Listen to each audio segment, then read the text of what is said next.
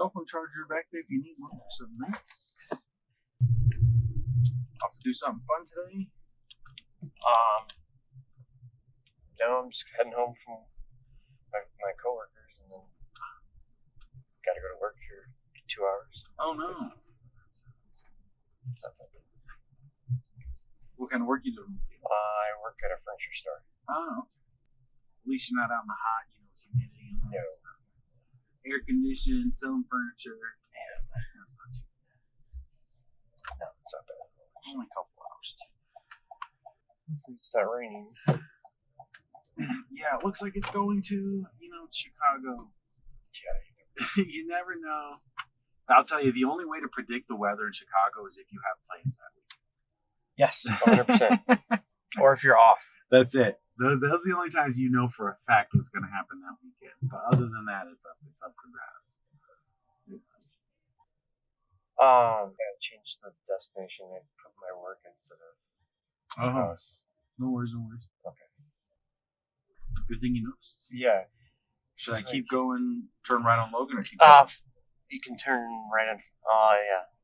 So turn right here? Yeah. Okay. Because it's going to be Belmont and Clark. Oh, okay. Good? Yep. Right. Okay. That makes more sense. It's like, that's kind of cheap. They're like, I guess once let me know. I see. Oh, no, turns out. I was wondering why it was so close. I was like, how's it get? How can I get here quicker than getting to work? Oh, no. What's interesting to see is how much this neighborhood changed. Humboldt Park? Yeah. It's like my buddy lived over here for a long time, and we would do some, nefarious stuff. Yeah, this is where you go to get nefarious things. And I walked out of his house one morning at 6 o'clock in the morning after a night out partying. Yeah. I saw a woman with a stroller, and I was like, yeah, this neighborhood has definitely changed. It's about to, yes.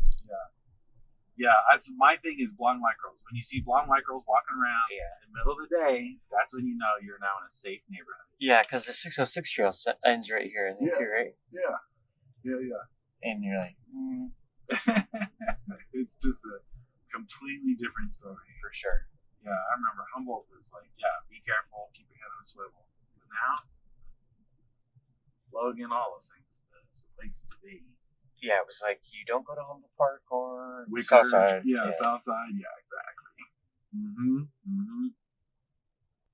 And now I'm seeing with that happening in Garfield Park. It's moving further west. Really? Yeah, people are. I was talking to. Albany Park's not even that bad either. Exactly. Yeah, and it's because people are picking up those areas. They're buying them, and they go. You know what? They buy the house. They have Section 8 pay for it.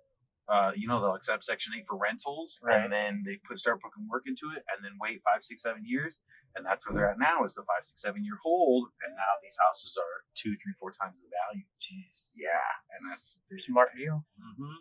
And so Austin is probably Section 8's guaranteed money. Exactly. It's right. Exact. Section 8 will pay your mortgage. Dude, I'm all about like social programs and stuff like that. But I knew this girl. Her and her sister, they're twins. Yeah. But they're fucking useless. And the one has a $200 apartment that even when she had a waitressing job, she only paid like $800 a month. But now that she lost her job and she's not working at all. Yeah. So they're paying her the so now that she only pays like $300 or $400 a month for a $2,200 apartment. And then she would argue, "Well, I pay my bills." I'm like, "Bitch, I pay your bills." Yeah, it's like you're doing it. Yeah, and that's it's the question of what's the point? The social programs exist there for us for when things happen, because things happen to everyone.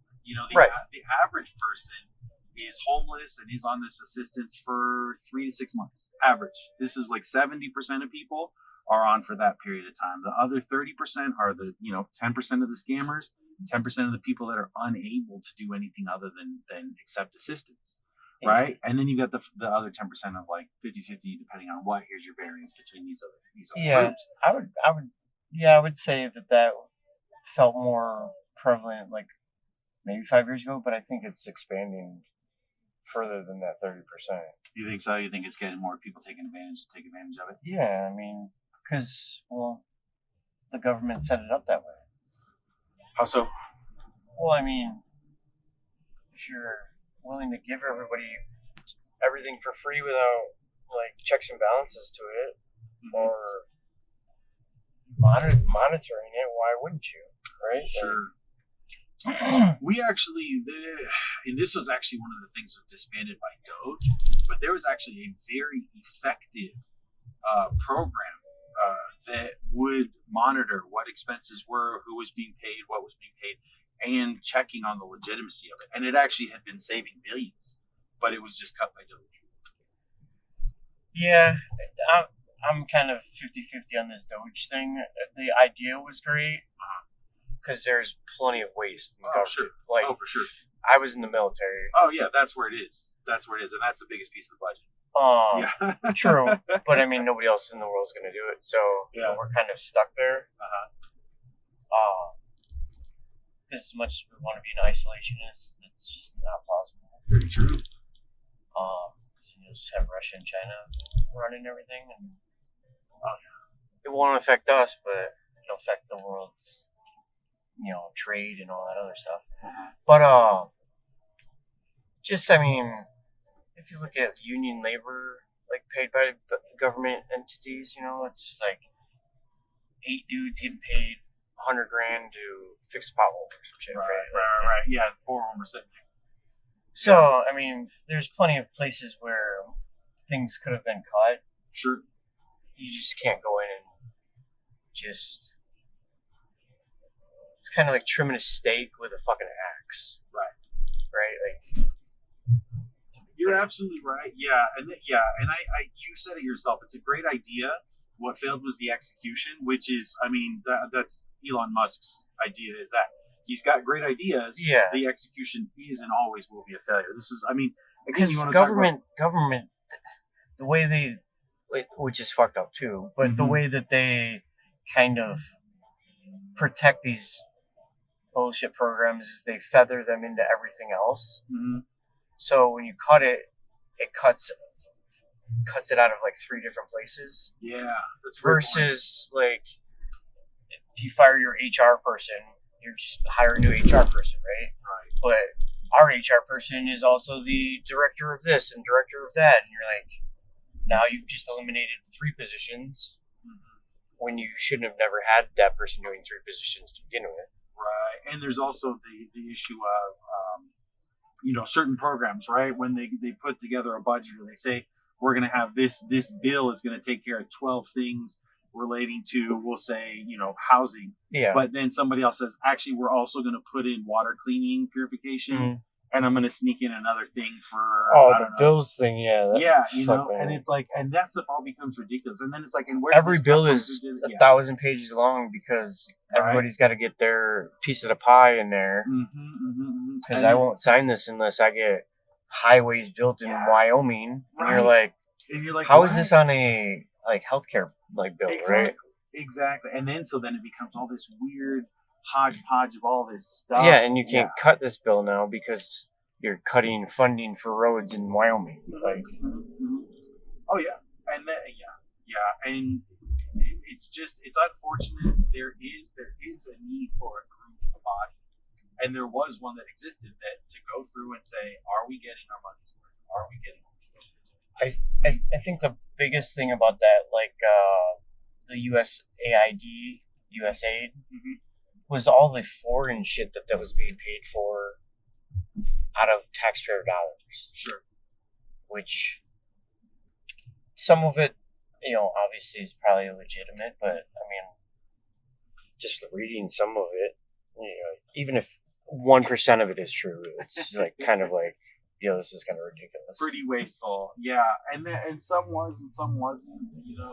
Unfortunately, one of the things, again, when we're talking about the Doge cuts, like against USAID, it is a lot of the.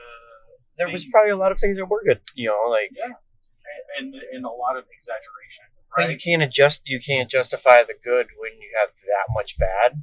Sure. And you're like, well, there's kids getting, fed in Zimbabwe. All right, well, cool. That's a small part of $8 billion going to Sweden for whatever Sure. Yeah. gender neutral like learning or whatever. Not that I'm not opposed to any of that stuff either, but Right. that doesn't need to come from us. But, Sure. Yeah. At what point is it? And I mean, I'm actually all for. I think if the United States were more humanitarian, I'm all for it. I think that'd be great. I know for a fact the United States of America produces enough food to feed 10 billion people a year. Yeah. 10 billion. We're not even anywhere near that. We No. throw away 70% of that. Oh my God, dude, Right? the food waste is insane. So just saying that alone. So I'm not opposed. Let's feed Zimbabwe. We Yeah, absolutely 100%. can. We But absolutely. we also can. don't need to buy oil from, Saudi Arabia Mhm. at twice the barrel amount when Right. we pump enough oil out of Alaska and Texas now Right. that we would be good for decades. Decades, right? And then on top of that, it's like, what is the environmental cost of consuming this much oil still? Why are we, propping up these? Yeah, and this is the other thing. Do you know how much your tax money pays for oil and gas subsidies? Which means that tank right in front of us, right there, Yeah. you pay 30% of that tank Mhm. because your tax money provides subsidies to reduce the cost at the pump. Yeah. Or it would be $6-7 a Right. gallon, but it's $3 a gallon Yeah. because it's paid for by tax dollars. And this is a subsidy that we're doing. Well, We're and propping up the fact this that industry. he just cut the subsidy for electric cars. Mhm. I mean, you can't say you're not giving one if you're not giving the other. You know what I mean? Like, Exactly, right? Why are we paying gas to do this? Well, who's the lobbyist? That's And- what you look at. Who's done the lobbying? yeah, it's all it comes down to. It's like Exactly. when you're trying to fund wind farms Mhm. and you're only giving $10 million a year for funding for Yeah. like wind farm research. Yeah. But you're giving $1 billion in subsidies to Gas. gas. Yeah, that's exactly the message that's being sent, right? And they just got rid of the $30,000, 30% or whatever for solar, right? The federal solar. Yeah. So now, there's no federal incentive for people to go to solar. I mean, solar is expensive on a consumer basis. Oh, yeah. It only works in areas like Phoenix or like Arizona, Southern California. Hawaii's literally all solar. Solar works great in the cold now too. It works great in the cold now. I mean, it's not about heat. No, it's not about the the heat. rain. It's about the Yeah. sun, Even now, exposure. Even in an overcast day like this, you can still generate solar. Right? Yeah. That's why you still get sunburnt in cloudy days. Exactly. Yeah. Exactly. But it's just more like suburban, If there's centric. a lot of tree cover. Yeah. A lot of tree cover, it's not good. But yeah, I mean, until in the last maybe a couple of years, solar has been pretty an eyesore. Yeah. But now the panels are a lot more efficient, Exactly. and you can just knock out one side of your roof on them, and you're good to go. And they still have a tax credit for that, but still Well, there's the state and the federal. Yeah. The federal is going away. Oh, It literally is going up. I was trying to get solar in my place, and they're like, the demand was so high because they cut the tax credit. We can't fit anybody else in. And that's it. They're like, that's it. So you can't get the tax credit. So it's like, what's the point?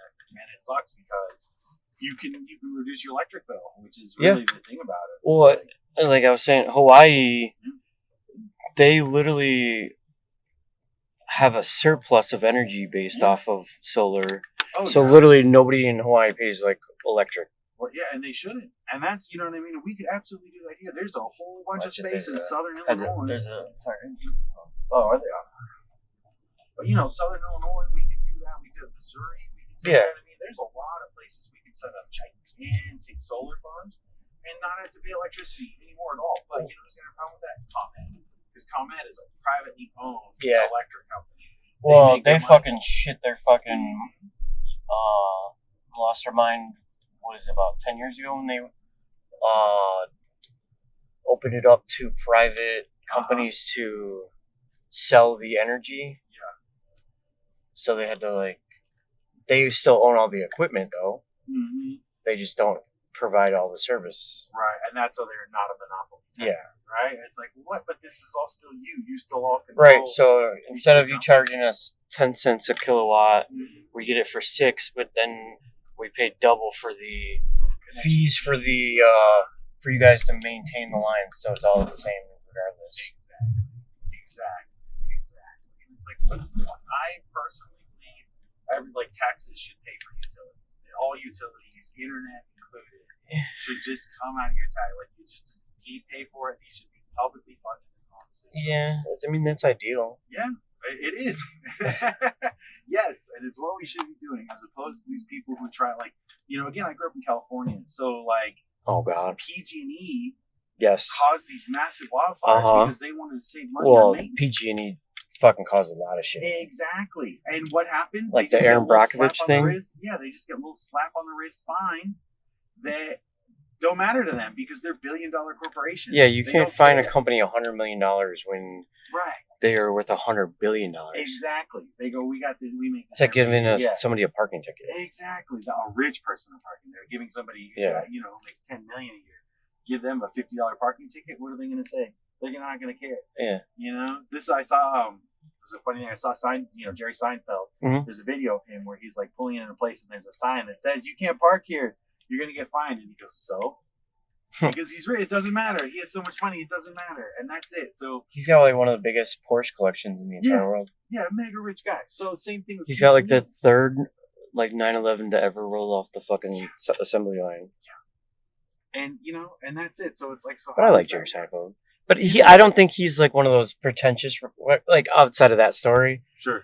And that's probably him more joking than anything. Oh yeah, exactly. But I mean, he's a pretty down to earth guy. Like he's got that car, comedians and coffee or cars drinking coffee. Yeah. And you see him going to places, and he's pretty down to earth. At least he tries to be. Yeah. No, and that's really it. It's like, he's not causing destruction. It's like, right. What's the pain of a parking that wasn't supposed to happen? But so PG&E did the same thing. ComEd's doing the same thing. It's like these are corporations. Corporations by law. As long as like lobbyists can sway politicians, nothing will ever change. Nothing will ever change. You're absolutely right, and that's really it. So it's like just this stuck system where we're stuck holding the bags. I like term limits would solve that too. Oh, 100%. Congress term limits, because these motherfuckers are so out of touch. So out of touch. Like, so out of touch. And trying to get a 60, 70, 80-year-old person to fucking get on board with solar and wind, you're like, no, what? Coal? Let's go with coal. They just can't wrap their brain around it. The brain, I'm not here to be ageist, but like, oh, dude, it's all about ageist. And that's it. Because it's true. When you work 5 days a year, and you've been doing the same thing for 40, 50 years, and you're a mega millionaire off stock. Yeah, and the amount of how are these politicians becoming richer? Doing a public service, it's kind of crazy. Oh, 100%. So I appreciate it. This is a great job. Yeah. Have a good one. Have a good day. Be safe.